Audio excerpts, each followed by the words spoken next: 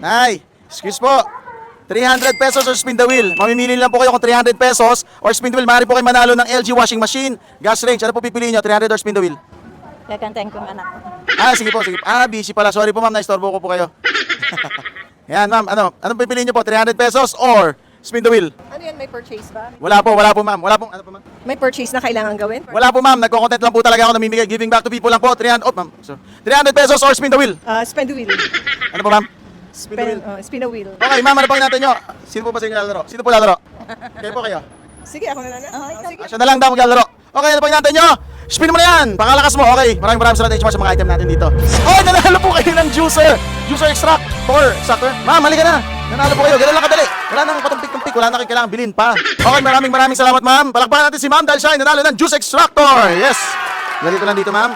So ma'am, dito lang po muna tayo. Nag-interview po tayo. Ano pong nararamdaman nyo kay ma'am? Siyempre masaya. Yan. At